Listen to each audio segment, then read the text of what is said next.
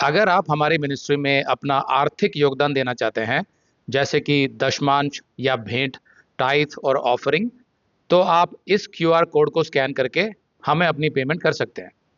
या फिर आप 7303643550 पर हमें पेमेंट कर सकते हैं। अगर आप हमारे बैंक में पैसा ट्रांसफर करना चाहते हैं, तो आप हमारे मिनिस्ट्री नंबर 7838989070 पर व्हाट्सएप कीजिए और हम आपको अपने बैंक डिटेल्स भेज देंगे। यीशु मसीह के नाम से हमारे सभी भाई बहनों का अभिनंदन। आज हमारे साथ संतोष मंडल हैं, जो हमारे डेली ग्रुप के मेंबर हैं। जैसा कि मैं अक्सर अपने संदेशों में बताता रहता हूं कि 4 सुसमाचार तो बाइबल में लिखे हुए हैं यीशु के शिष्यों द्वारा, लेकिन जो सबसे बड़ा सुसमाचार है वो आप स्वयं है, यानी आपका जीवन, जो एक सच्चे मसीह का चरित्र होता है। उसके माध्यम से बाहर वालों को यह पता चलता है कि यीशु मसीह कौन है, मसीहत क्या है और परमेश्वर का वचन क्या सिखाता है। तो हम आज की जो गवाही है उसमें हम आपको बताएंगे कि संतोष जिस ऑफिस में काम करते हैं, तो वहां पर और कोई क्रिश्चियन नहीं है, यानी कोई ऐसा नहीं है जो वास्तव में बाइबल के आधार पर यीशु मसीह का अनुसरण करता हो। केवल संतोष हैं। संतोष काफी टाइम से हमारी मिनिस्ट्री से वीडियोस देखकर, वेबसाइट के माध्यम से बाइबल अच्छे से सीख रहे थे और अपने जीवन में लागू भी कर रहे थे। तो कहीं ना कहीं उनको समझ आया कि ऑफिस में जब हम काम करते हैं तो हम प्रभु के लिए काम करते हैं। जैसे इफिसियों के 6 अध्याय में लिखा है कि जो भी सेवक, जो भी दास जो काम करता है अपने मालिक के लिए, वो ऐसे करे जैसे प्रभु के लिए करता है। मतलब क्या हुआ कि अगर मैं परमेश्वर के लिए काम कर रहा हूं तो मेरा काम करने का तरीका बिल्कुल अलग होगा। उसमें बहुत ज्यादा सच्चाई होगी, बहुत ईमानदारी होगी, उसमें हर काम सटीक तरीके से मेहनत से किया जाएगा। तो वो एक मसीही चरित्र होता है। तो वैसा ही कुछ संतोष मंडल ने किया। तो आइए हम संतोष के मुंह से सुनते हैं कि इस गवाही की शुरुआत कहां से हुई।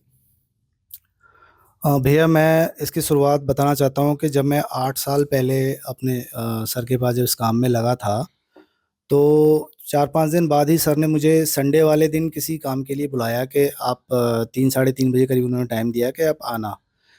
लेकिन संडे को मैं चर्च जाता था हर संडे, और वहाँ से 3 साढ़े 3 तक मैं आ जाता था। तो मैंने सोचा था चर्च से आ जाऊँगा और उसके बाद सर के पास चला जाऊँगा। लेकिन उस दिन थोड़ा लेट हो गया और मैं क्यों लेट हो गया आप? वहाँ पे चर्च का कुछ कार्यक्रम कुछ अलग था। एक दिन मतलब पास्टर जी का बर्थडे था, तो वो सेलिब्रेट करने के बाद ही उन्होंने वचन स्टार्ट किया। तो मैंने कहा कि अच्छा, तो वचन मतलब को चर्च ने, जैसे पास्टर का हम लोग बर्थडे सेलिब्रेट करते हैं, तो पहले वो कर दिया जी और आपको उसका अंदाजा नहीं था कि इसकी वजह से संदेश लेट हो जाएगा। तो संदेश आप लेट संदेश सुनने के लिए रुक गए थे जी।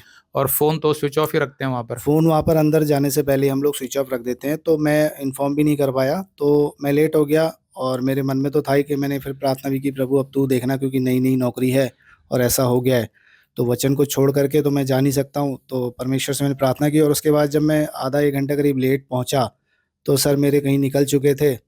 और उसके बाद अगले दिन जब मैं ऑफ़िस फिर से मतलब पहुँचा सर के पास, तो उन्होंने मुझे काफ़ी डाँटा और उन्होंने कहा कि भई तुम्हें मैंने बुलाया था और तुम नहीं आए, और तुम धोखेबाज हो, तुमने फ़ोन साइलेंट कर लिया, स्विच ऑफ कर लिया मेरा फ़ोन, मैं इतना फ़ोन करता रहा। और काफ़ी उन्होंने भला-बुरा मुझे कहा और मैं कुछ बोल नहीं पाया, वो लगातार बोलते ही गए, बोलते गए। उसके बाद फिर जब वो शांत हुए, फिर उन्होंने कहा, लेकिन तुम क्यों नहीं आए, कहाँ गए थे? तो मैंने उनको बताया कि सर मैं चर्च गया था। तो उन्होंने कहा चर्च गए थे, लेकिन तुम तो हिंदू हो। क्योंकि 4-5 दिन ही हुए थे, मैं अभी कभी उनको ये बता नहीं पाया था, ना कुछ ऐसा डिस्कशन कुछ हुआ था। तो मैंने कहा नहीं सर, मैं हिंदू नहीं हूँ, मैं जीसस क्राइस्ट पे बिलीव करता हूँ, हर संडे चर्च जाता हूँ। तो उन्होंने कहा अच्छा, तो फ़ोन क्यों स्विच ऑफ किया? तो मैंने कहा सर चर्च में जाने से पहले हम लोग स्विच ऑफ करते हैं। तो उन्होंने कहा ठीक है, अभी तो मेरा ट्रस्ट तुम पे से चला गया है, अब शायद ही मैं कभी तुम पे विश्वास कर पाऊँ। तो ये बात हुई। उसके बाद जैसा कि भैया पहले मैंने कई बार बताया भी हुआ है कि मैं चर्च तो काफ़ी सालों से जा रहा था, लेकिन जीवन में चेंजेस, क्योंकि चर्चों में उस तरीके से सिखाया नहीं जाता, तो थोड़ा मतलब जिस बहुत चर्च में आप पहले जाते थे। जी। ओके। तो छोटा-मोटा झूठ बोल देना या थोड़ा बहुत इधर-उधर करना, वो तो लाइफ में थोड़ा बहुत था। लेकिन जब मैं आपके वीडियो से, आपके संदेशों से जुड़ा और मैंने सारी चीज़ों को देखा कि छोटे से छोटा झूठ भी बोलना गलत है, और जो भी कुछ हम करते हैं अपने ऑफ़िस में, बाइबल में तो लिखा ही है कि जो कुछ भी करो प्रभु के लिए करो, ऐसा करो कि यीशु मसीह के लिए करते हो। लेकिन जो आपका संदेश भी देखा था, उसमें आपने कहा कि ऑफ़िस में चाहे छोटे से छोटा काम भी आपको मिल रहा है, उसको भी आपको सच्चाई से, ईमानदारी से करना है। तो वो बातें मेरे दिमाग में बैठ गई थी। तो मैंने कहा ठीक है, उस टाइम तो बात ख़त्म हो गई। उसके बाद जो भी मुझे काम सर देते थे, चाहे वो छोटा-सा कुछ सामान मँगाना है, कोई और ऑफ़िस का काम है, कुछ भी काम मुझे देते थे, तो बाकी लोग तो जैसे हम देखते हैं कि ज़्यादा परेशान नहीं होते अगर वो चीज़ नहीं मिल रही है, काम नहीं हो रहा है, तो वो थोड़ा बहुत झूठ-वूठ बोल के मना करके निकल जाते थे। लेकिन क्योंकि हम मसीह, आपने ये भी सिखाया कि छोटे से छोटा झूठ, तो मैं झूठ तो नहीं बोलता था, तो उस काम को किसी भी तरीके से और प्रभु के लिए करना है तो मैं करता ही था। तो धीरे-धीरे सर के प्रति सर को मुझ पे विश्वास होने लगा, और बाकी जैसे कोई सामान मँगाया उसमें बिल जो है वो पूरे पैसों का बनता था, लेकिन मैं उसमें ये समझ के कि भई मैं खुद खरीद रहा होता तो ज़रूर मैं उसको डिस्काउंट करवाता। तो मैं उसमें भी डिस्काउंट करवा लेता था, बिल पूरा मिलता था, लेकिन सर को पैसे तो मैं पूरा दे देता था, वो कभी ध्यान भी नहीं देते थे। लेकिन एक दिन उन्होंने ध्यान दिया कि भई बिल तो इतने का और आप मुझे पैसे ज़्यादा दे रहे हो। तो मैंने कहा नहीं सर, वो मैंने डिस्काउंट करवा लिया था। तो मैं अक्सर ऐसे ही करता हूँ। तो उन्होंने कहा अच्छा, तो ये पैसा तो आपका होना चाहिए क्योंकि आपने डिस्काउंट कराया। तो मैंने कहा नहीं सर, मैं तो हमेशा ही डिस्काउंट करा के लाता था और आपको पैसे देता था। मतलब तो कहने का ये है कि आमतौर पर संसार में ये होता है कि जहाँ पर ड्राइवर को पैसे दिए जाते हैं पेट्रोल भरवाने के, तो वो क्या करेगा जाके, अगर समझ लो उसने 500 रुपये का पेट्रोल डलवाया उसमें, तो उसको 500 रुपये देने हैं, लेकिन वो बिल जो है वो 700-800 का बनवा लेता है, और पेट्रोल पंप वाले बना भी देते हैं। जबकि हम ये सिखाते हैं कि अगर आप पेट्रोल पंप में काम करते हैं तो आप ऐसा फर्जी बिल ना बनाएं, लेकिन लोग बना देते हैं। तो मतलब क्या हुआ कि 300 रुपये जो है एक्स्ट्रा मिल जाते हैं उनको ऑफिस से।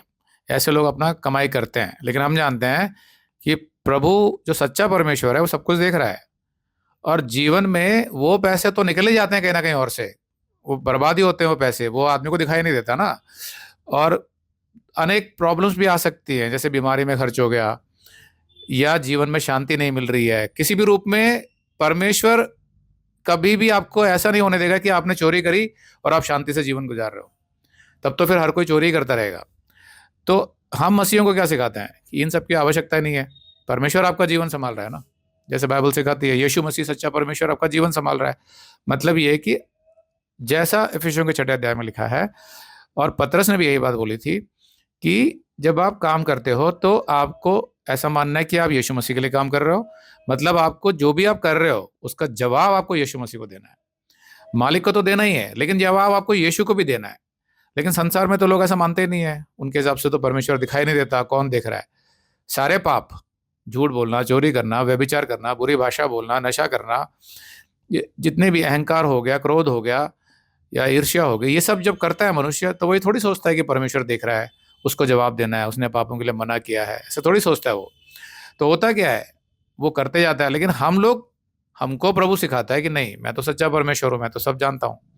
तुम्हारा जो रिश्ता मेरे से जो बना हुआ है वो इसी वजह से बना है कि तुमने अपने पापों से मन फिराया है। अब तुम ऐसे काम नहीं करोगे।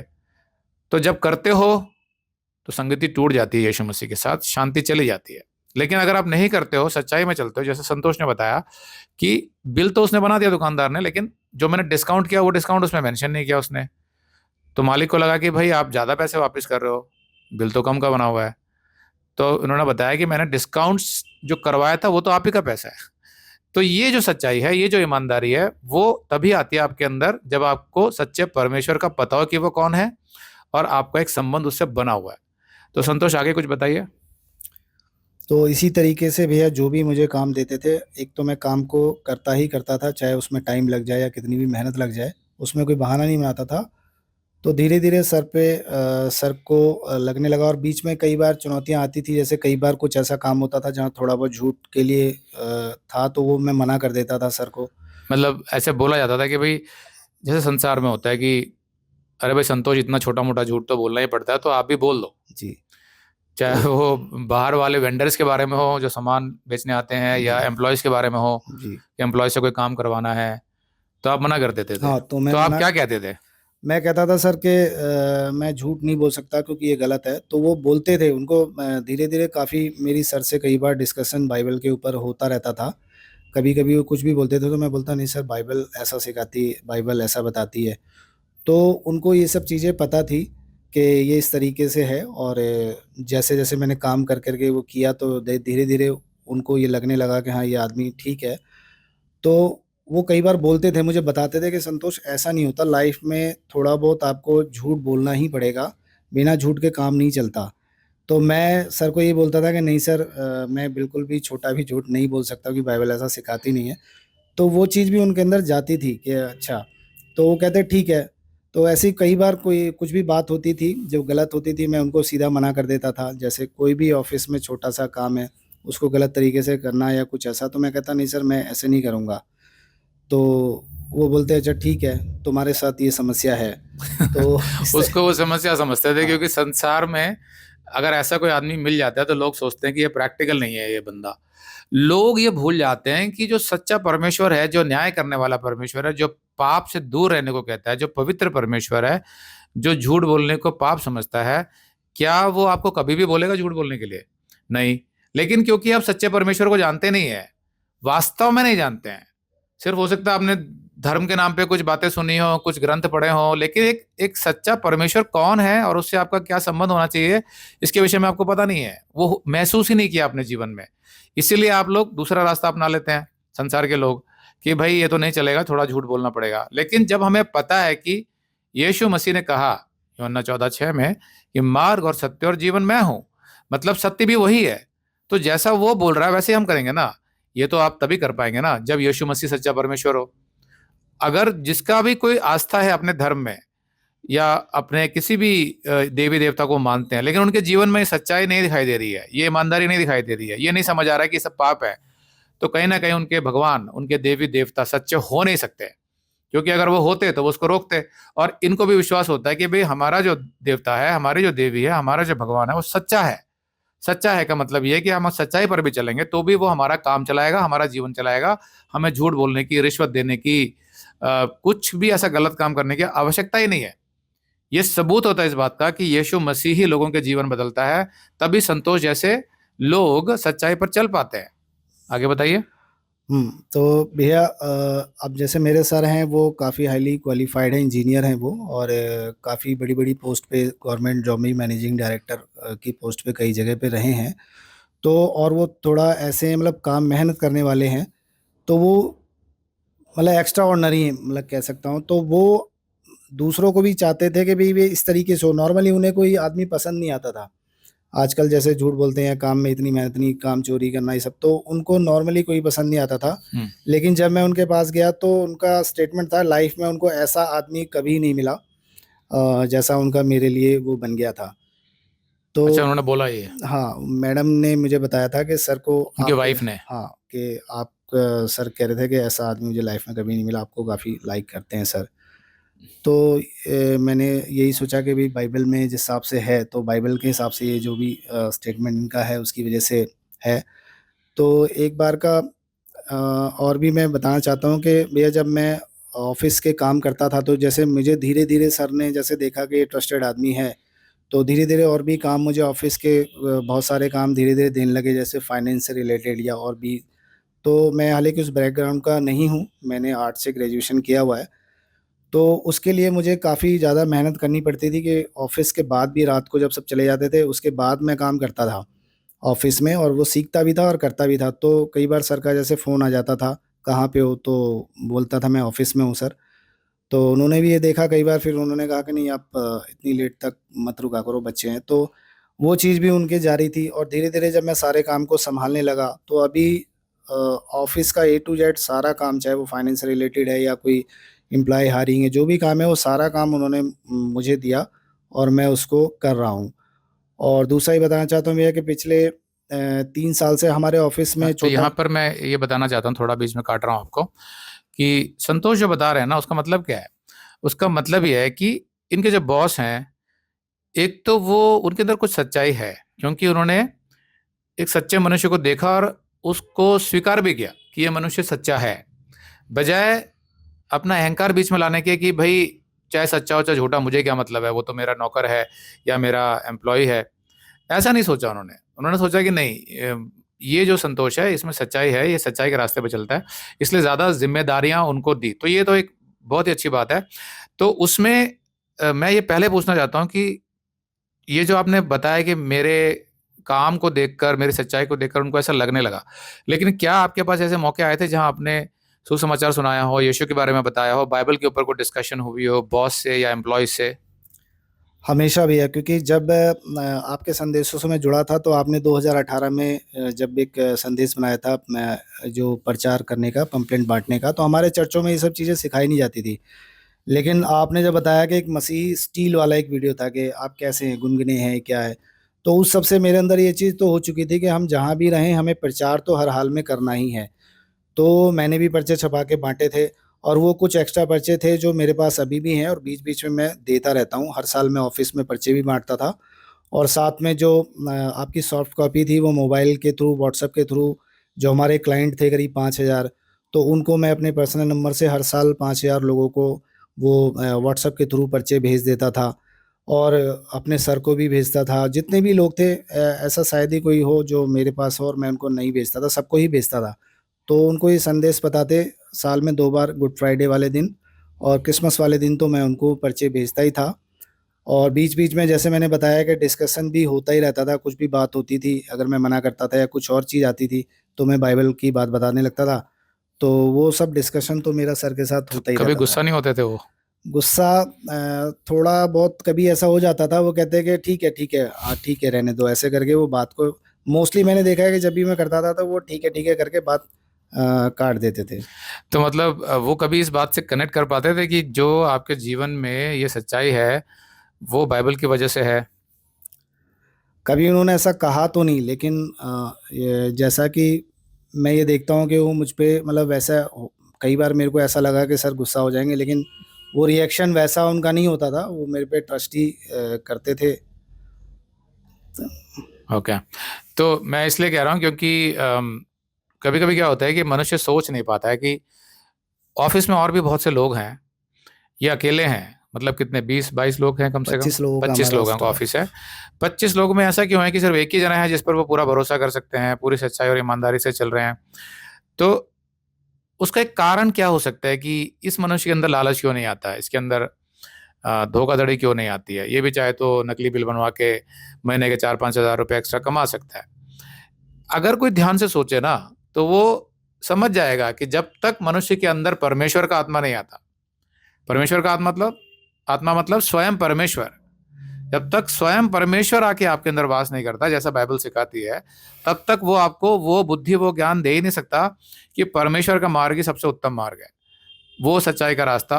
वही आपके जीवन में शांति लाएगा, वही आपके संबंध लोगों से अच्छे बनाएगा और वही आपको जीवन को शांति पूर्वक जीने का सही मार्गदर्शन करेगा। और बाइबल सिखाती क्या है कि हर मनुष्य संसार में पापी है। बहुत से पाप हम जीवन भर करते हैं, चाहे वो छोटे मोटे झूठ बोलना हो, छोटी मोटी चोरी कर ली हमने, छोटे मोटे सामान की भी हो सकती है, कभी किसी दुकान से उठा लिया, कभी ठेले वाला से उठा लिया, या थोड़ी बहुत हेरा फेरी कर ली काम धंधे में, या फिर हमने इंटरनेट से कोई वीडियो चुरा के अपने उसमें अपलोड कर लिया। ऐसे अलग प्रकार की चोरियां होती हैं। कुछ लोग कहते हैं हमने तो कोई चोरी नहीं करी, जब आप पता लगाओगे उनके काम के बारे में तो पता चला वो टैक्स की चोरी करते हैं। तो चोरी के बहुत सारे माध्यम है, चोरी हो गया, व्यभिचार हो गया। व्यभिचार का मतलब ये है कि अश्लील वीडियो भी आप देख रहे हो इंटरनेट पर, वो भी पाप होता है। किसी स्त्री से संबंध बना रहे हो शादी के बाहर, यानी शादी से पहले भी और शादी हो जाने के बाद शादी के बाहर संबंध बना रहे हो, वो सब व्यभिचार है। तो इस तरीके के बहुत से पाप, गाली गलौच, हाँ, हिंसा, बेकार की लड़ाई झगड़ा और ईर्ष्या करना, एक दूसरे के बारे में हमेशा बुरा बोलते रहना, ये सब कुछ हर मनुष्य करता है जीवन में, लेकिन वो सोचता है कि ये सब सामान्य है। तो जब परमेश्वर दिखाता है कि नहीं, ये सामान्य नहीं है, मुझे ये पसंद नहीं है, और तुम भले ही कितने भी रीति रिवाज कर रहे हो अपने धर्म में, लेकिन मैं तो पवित्र हूं और मैं तुम्हारी किसी भी बात को स्वीकार नहीं करूंगा। तुमने अपने बहुत से धर्म खड़े कर लिए हैं, अपने देवी देवता खड़े कर लिए हैं, बहुत से रीति रिवाज बना लिए हैं, आपके शास्त्री हैं आपके धर्म के, मैं किसी बात से प्रसन्न नहीं होता हूँ, क्योंकि तुम्हारे अंदर पाप है। वो हमारे हृदय के पाप देख सकता है।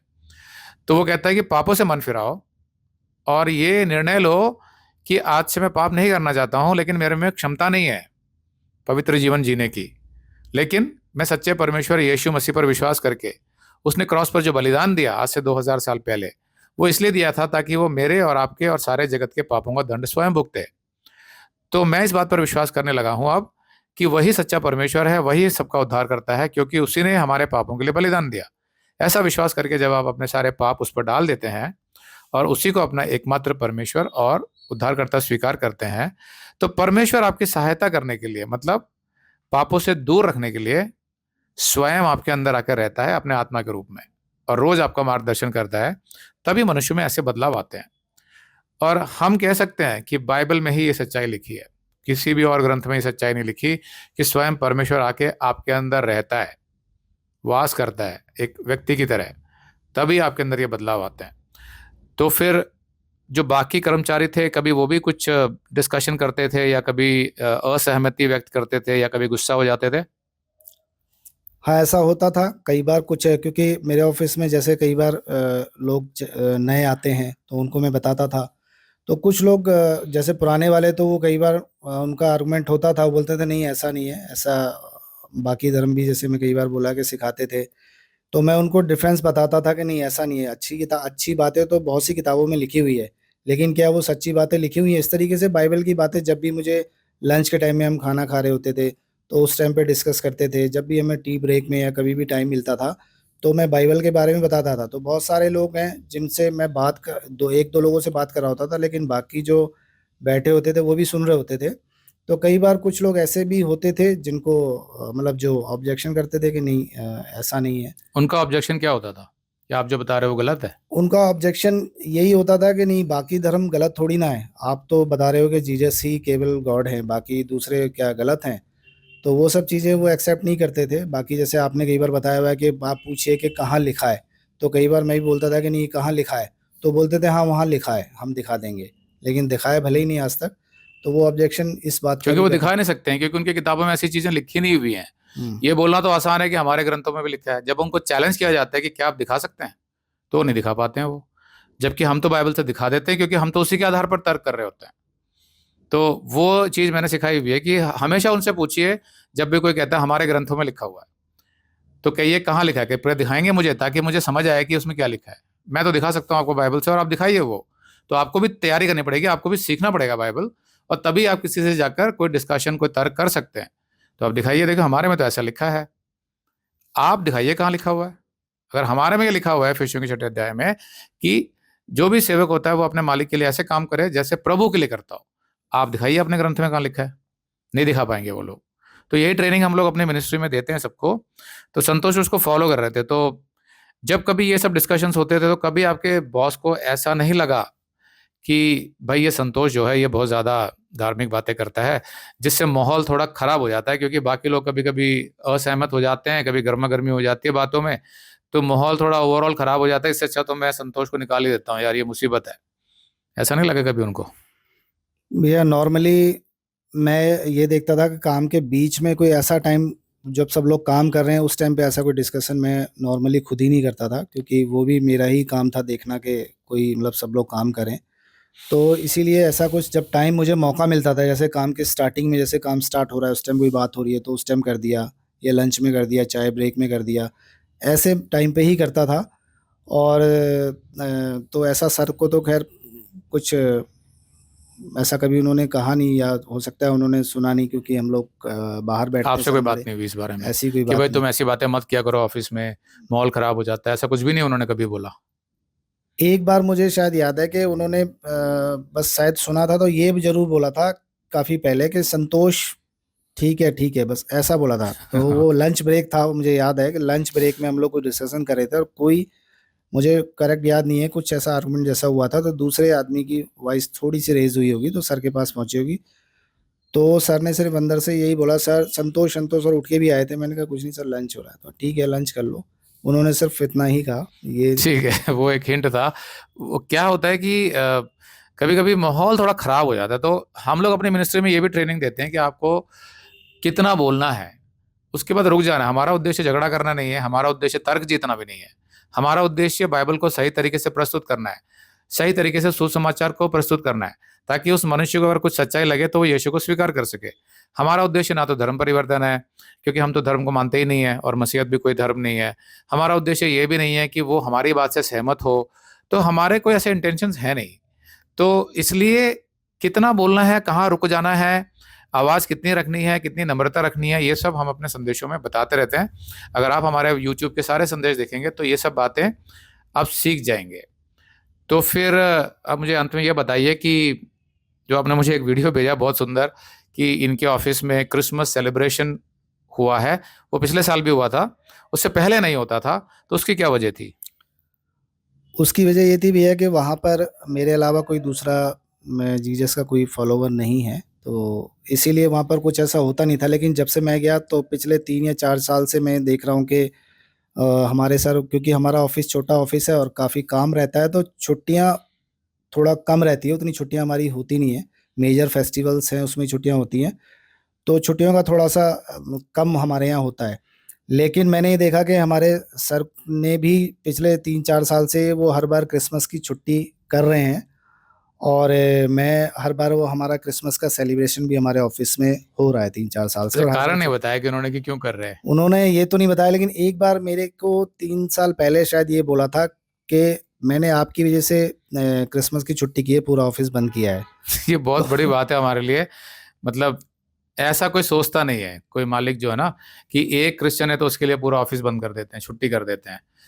तो उसका कारण तो मुझे स्पष्ट रूप से पता नहीं है, लेकिन कहीं न कहीं मुझे ऐसा लगता है कि उन्हें संतोष पर विश्वास है, और जो विश्वास संतोष करते हैं, कहीं न कहीं उसका भी वो सम्मान करते हैं। तभी उन्होंने ये निश्चय किया कि हम 25 दिसंबर को भी छुट्टी रखेंगे, ऐसा हाँ, मुझे लगता है। जी, जबकि कुछ लोगों ने ऐसा बोला भी कि सर आप क्रिसमस की जगह हमें न्यू ईयर पे छुट्टी दे दीजिए। तो सर ने मना कर दिया कि नहीं, मैं क्रिसमस पे ही छुट्टी दूँगा, क्राइस्ट के लिए मैं छुट्टी कर रहा हूँ, ऐसा उन्होंने कहा। कमाल है, मतलब ये सुन के खुशी तो होती है, लेकिन हम प्रभु का धन्यवाद करते हैं कि किसी के मन में ऐसे डाला उन्होंने। तो फिर क्या हुआ सेलिब्रेशन में? तो सेलिब्रेशन में मैंने सबको, जो मैंने अपने ऑफ़िस में हमेशा परमानेंट ही कुछ जो पर्चे हैं वो छपा के रखे हुए हैं, और आपकी जो बुक है आखिरी रास्ता वाली, वो भी रखी हुई है। अच्छा। तो जब भी कोई नया एम्प्लॉयी आता है तो मुझे जब भी मौका मिलता है उनको मैं पर्चा देता हूँ, और शाम को जैसे 7 बजे छुट्टी हो जाती है तो मैं थोड़ा-सा लेट जाता हूँ, तो कुछ लोग रहते हैं तो मुझसे कुछ क्वेश्चन भी कई बार करते हैं। ऐसे कई लोग हैं जो पूछते हैं कि सर ऐसा है तो ये क्यों प्रॉब्लम है या क्या है? कई चीज़ उनको इंटरेस्ट आती है, बीच-बीच में बताता हूँ, तो उनको भी डिस्कस करता हूँ। तो वो किताब भी मैं उनको दिखाता हूँ, तो अगर किसी को लगता है कि हाँ, मुझे पढ़नी है, तो मैं किताब भी उनको देता हूँ और साथ में वो पर्चा भी मैं उनको देता हूँ। अच्छा, आप किताब दे देते हैं उनको या वापस लेते हैं, कि मतलब कैसे है? नहीं, वो परमानेंट ही मतलब परमानेंट के लिए ही दे देता हूँ, मतलब वापस नहीं लिया मैंने। अभी एक को अच्छा। मैंने किताब दी थी, तो वो चले ही गए थे, वो छोड़ के ही चले गए थे। मैंने लेकिन उनको कहा था कि आप पढ़ना। हुँ, हुँ। उनका लास्ट डे था, वो अगले दिन से नहीं आने वाले थे। तो उस दिन काफ़ी उन्होंने मुझे बताया कि प्रॉब्लम है ये है, तो मैंने उनको जीसस के बारे में अच्छे से बताया था। करीब आधा पौन घंटा बैठ कर के वो हुँ, रात को मैंने उनको अच्छे से बताया था, और साथ में मैंने आपकी वो बुक भी दी थी कि इसको ज़रूर पढ़ना। हुँ, तो इस तरीके से मेरे को जब भी मौका मिलता है तो उनको मैं हुँ। तो ये चीज़ मैं बताना चाहता हूँ कि ये चीज़ हम सिखाते हैं कि आपको जहाँ पर भी प्रभु ने रखा है, वहाँ पर आपको किसी न किसी रूप में पहले तो आपके चरित्र से दिखना चाहिए वो। अगर आप खाली सुसमाचार सुना रहे हैं, लोगों को पर्चे बाँट रहे हैं और बहुत सी बातें बता रहे हैं, लेकिन आपके चरित्र में वो दिखाई नहीं दे रहा है। मतलब कि आपके जो सहकर्मचारी हैं, उनको नहीं दिखाई दे रहा। उनको कहीं न कहीं आपके जीवन में पाप दिखाई दे रहे हैं छोटे-मोटे, या आप झूठ बोलते हो कभी, या छोटी-मोटी बेईमानी करते हो, या अहंकार करते हो, या दूसरों की परवाह नहीं करते हैं, या बॉस का सम्मान नहीं करते हैं। इस तरीके का कोई चरित्र है तो सुसमाचार सुनाकर भी कोई लाभ नहीं है। लेकिन अगर आपका चरित्र ठीक है मसीहत के आधार पर, और ये तभी संभव है जब आप वचन को गहराई से सीखें, दूसरा कोई समाधान नहीं है इसका। आपका चरित्र अगर अच्छा है, उसके बाद ये हम बताते हैं कि फिर आप जब भी कोई मौका मिलता है, छोटी-मोटी बात बता के उनको यीशु से थोड़ा-सा कनेक्शन दीजिए। क्योंकि इस देश में यीशु के बारे में किसी को पता नहीं है, तो आप छोटा-सा कनेक्शन दीजिए उनको, ताकि वो कभी इंटरेस्ट दिखाएँ उसमें तो ज़्यादा बता सकें। तो एक बैलेंस तरीका है सुसमाचार के प्रचार का, क्योंकि आपको वहाँ पर काम भी करना है, काम भी पूरा करना है, काम में कोई कॉम्प्रोमाइज़ नहीं करना है। साथ में आपको जो गवाही है यीशु की वो भी देनी है। तो एक बैलेंस कैसे बनाना है, ये आप हमारे मिनिस्ट्री के संदेशों से सीख सकते हैं। तो जो सेलिब्रेशन में फिर जो वीडियो भेजा था उसके बारे में बताइए थोड़ा-सा और, केक कटिंग वगैरह? हाँ, उसमें एक मैं आपको ये भी बताना चाहता हूँ कि हम ये मानते हैं कि यीशु मसीह के जन्म की कोई तारीख बाइबल में भी नहीं है और किसी को पता भी नहीं है। तो उस बारे में हम ज़्यादा कुछ किसी से तर्क नहीं करते हैं। लेकिन हमने ये समझाया हुआ है कि संसार 25 दिसंबर को यीशु मसीह का जन्मदिन मनाता है। हम नहीं कहते हैं कि वो 25 तारीख को पैदा हुआ था। लेकिन हम क्या देखते हैं, ठीक है भाई, अगर संसार मना रहा है, तो हम इसका बेस्ट उपयोग कैसे कर सकते हैं? हमारे लिए तो तारीख मायने नहीं रखती है। हम ये तो जानते हैं कि उद्धारकर्ता जन्मा था कभी ना कभी, उसके लिए हम कभी भी आनंदित हो सकते हैं। ज़रूरी नहीं है कि दिसंबर में हो। लेकिन हम देखते हैं कि दुनिया जब इसको मनाती है तो हमारे लिए सुनहरा अवसर हो जाता है ये, जैसा कि बाइबल सिखाती है कि अवसर को बहुमूल्य समझो, उसको जाने मत दो हाथ से। तो हम बेधड़क होकर लोगों को जाके सुसमाचार सुनाते हैं उस दिन। ये हमारे मनाने का तरीका है। मनाने का मतलब ये नहीं है कि आप बैठ के कुछ नशा कर रहे हैं या कुछ मिठाइयाँ खा रहे हैं, वो हमारे लिए इतना मायने नहीं रखता कि आप मनाएं उसको। मनाना नहीं है, लेकिन उसका अवसर का लाभ उठाना है और लोगों को बताना सुसमाचार। तो बाकी समय भी हम बताते हैं, लेकिन क्रिसमस के दिन हम ज्यादा करते हैं। तो ऐसे ही संतोष ने ये अवसर का लाभ उठाया। जी, तो मैंने ये अवसर का लाभ उठा करके मैंने जो पर्चे थे वो सबको पर्चे बांटे और थोड़ा बहुत जीसस के बारे में बताया।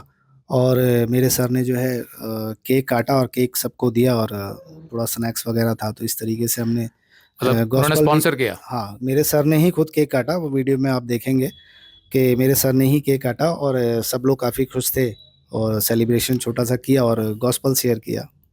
आपने गॉस्पेल भी शेयर किया, जी, आपको मौका दिया गया बोलने का? नहीं वहाँ पर उस टाइम नहीं किया, मतलब मैंने पर्चे दिए और बाद में छुट्टी के टाइम पे कुछ कुछ लोगों का था तो वो बताया।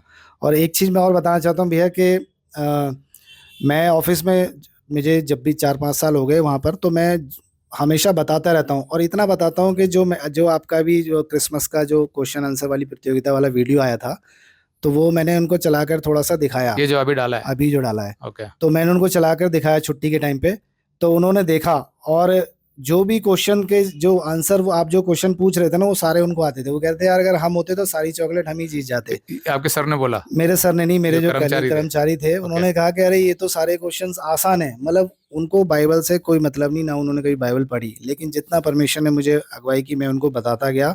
और जब उन्होंने क्वेश्चन आंसर देखे तो उन्होंने कहा कि काश अगर हम होते तो सारी चॉकलेट हम ही जीत जाते। उनको सब कुछ पता था।